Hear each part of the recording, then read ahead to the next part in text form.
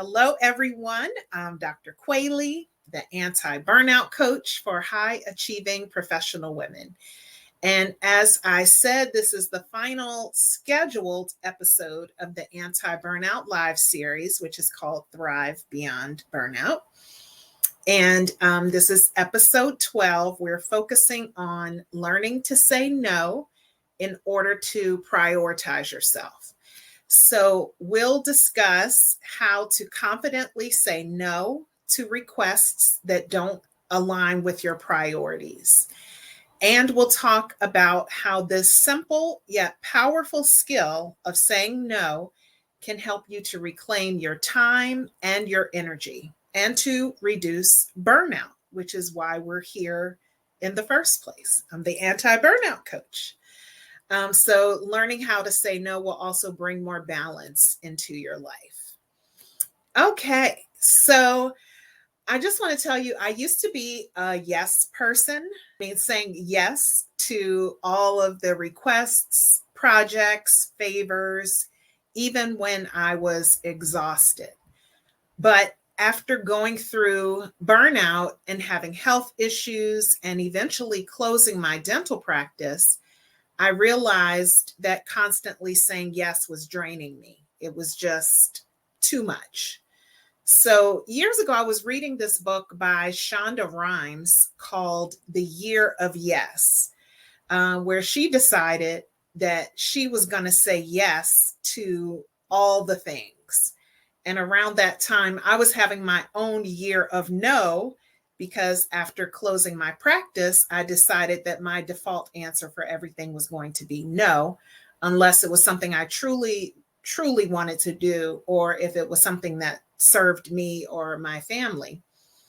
And although I did realize, and I do know that no is a complete sentence and that we shouldn't feel guilty about saying no, it was still very uncomfortable for me at first. So I started practicing different ways of saying no politely in a way that felt comfortable for me. So my favorite way to say no typically starts with thank you. Like, thank you for thinking of me, but I'm not able to do blank at this time. And something else that I do now before saying yes or no is to ask for time to think about it. So that way I can be really intentional and I can look at all the details of the situation and my schedule before accepting or declining. But I must say that now I use my values to help guide my decisions, and that makes saying yes or no much easier. And this is actually one of the things that we do during week 1 of my 4-week program, which I'll tell you about a little bit later. But we get really clear on our values, and this is so important for all of the decisions that you make. And once you know what your values are, once you know what matters most, it kind of shuts out a lot of the noise. So it's just easier to make intentional decisions. And then once you know what your values are, what's important, and how to make decisions, it's easier to say no. So let's talk about the importance of saying no. And let me just see here. Hey, Janelle. Hey, Soror. Good to see ya. Let's talk about the importance of saying no. So why is learning to say no so crucial? And especially for my clients who are high achieving professional women.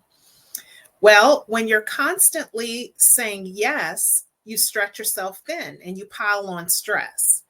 So you can start to feel overwhelmed by too many commitments, which can lead to burnout.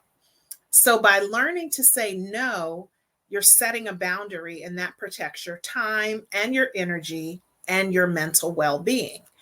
And saying no is not about being selfish. It's about valuing yourself and recognizing your limits.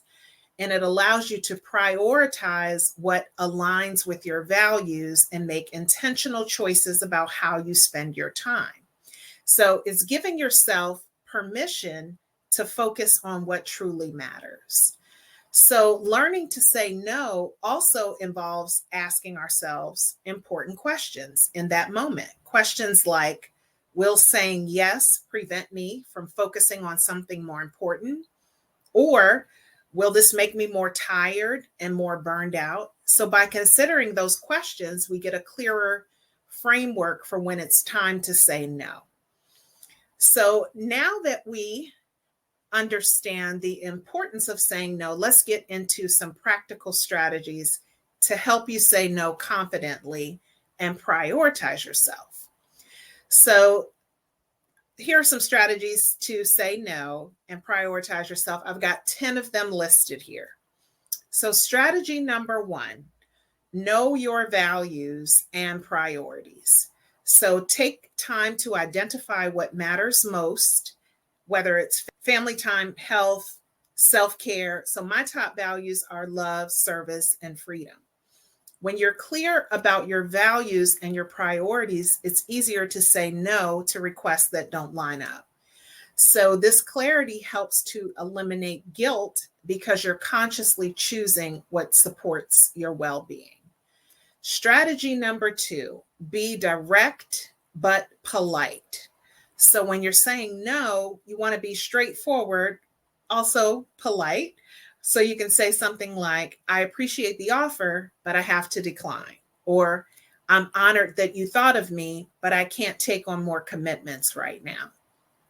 So this approach avoids ambiguity while showing respect for the other person's request. Strategy number 3, use this thought process. Will this matter in 6 months? So when a request comes in, ask yourself, will saying yes to this matter in 6 months?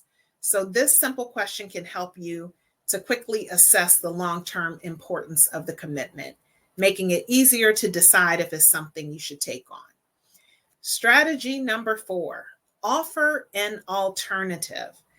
So if you want to help, but you can't fully commit, you can offer the person an alternative. For example, you can say, I can't do this, but I can recommend someone who might be able to help. This way, you're showing support without taking on full responsibility. Strategy number 5, use a buffer. I love this one. So just give yourself some time before committing. So say, let me check my schedule and get back to you. And that prevents you from feeling pressured into an immediate yes. And it gives you the space to evaluate whether the request aligns with your priorities. Strategy number 6, be honest. So sometimes being straightforward is best. So you might just say, I'm at capacity right now. I can't take this on. So this honesty sets clear expectations and helps others understand your limits. Strategy number 7, keep it simple. So a simple no thank you is often enough. And like I said earlier, no is a complete sentence. So keeping it short leaves little room for negotiation, and it makes it easier to stand by your decision. So if this is your style, that's cool. My husband is pretty good with just saying no and keeping it moving. I feel the need to say a little bit more, be a little more diplomatic without over explaining myself though. So basically what you want to do is find the way of saying no that feels comfortable for you. All right, strategy number 8, be firm. So if someone pushes back, you just want to calmly reiterate your boundary. For example, you just say, I really can't.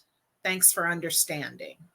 And that's the end. So this signals that your boundaries are non-negotiable and reinforces the importance of your limits. Strategy number 9, make no your default answer. So this was me in my year of no. At the same time, Shonda Rhimes was talking about her year of yes. So adopt a mindset where your default response is no, unless there's a compelling reason to say yes. So this doesn't mean being closed off, but just being selective with your commitments, ensuring that they align with what truly matters. And strategy number 10, practice saying no. So saying no is a skill that takes practice. So you can start small with like a stranger on a telemarketing call.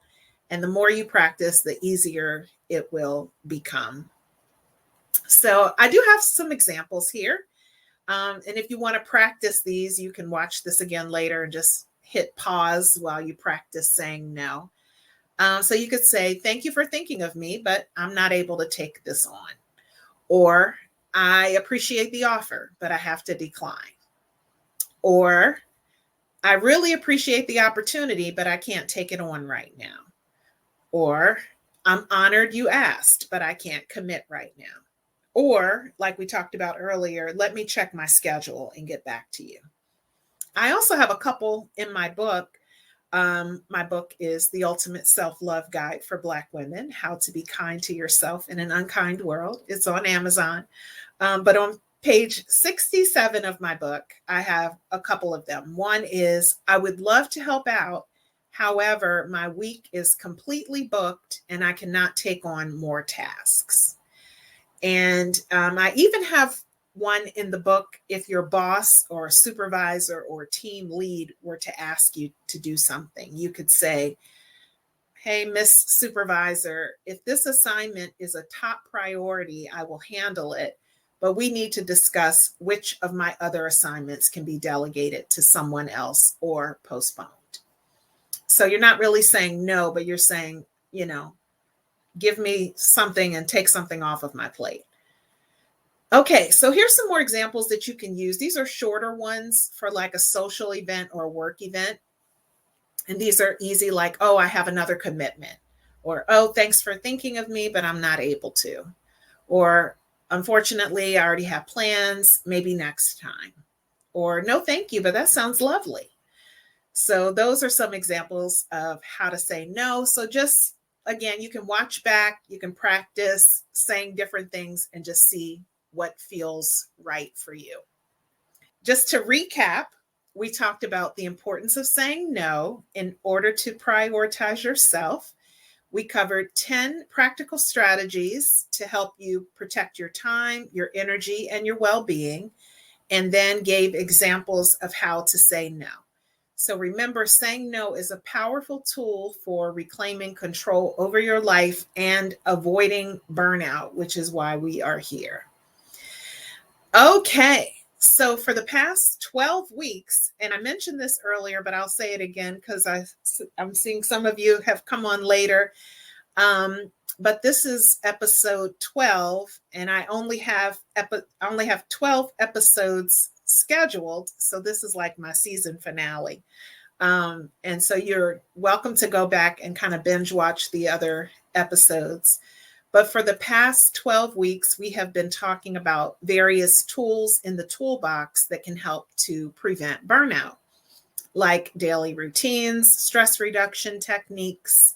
We talked about values, self-care, self-compassion, perfectionism, sisterhood, reducing screen time, boundaries, and then today saying no. So some really good stuff.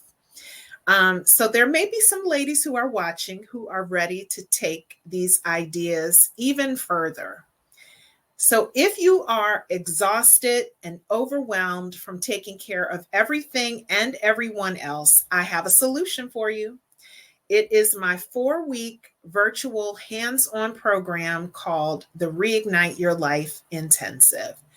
And it is starting next week, next Thursday, October the 10th. So we meet for 4 weeks. We meet for about 60 to 90 minutes. And if you are on the waiting list, please check your email. I have heard from some people that the emails are landing in spam or junk or promotions folders. So please check your email. And if you don't hear from me and you applied or you are going to apply and you don't hear from me right away, please reach out to me. I'm a one-woman show, so I'm over here trying to do, all of these emails and things. I have email software that's helping, but please reach out if you don't hear from me.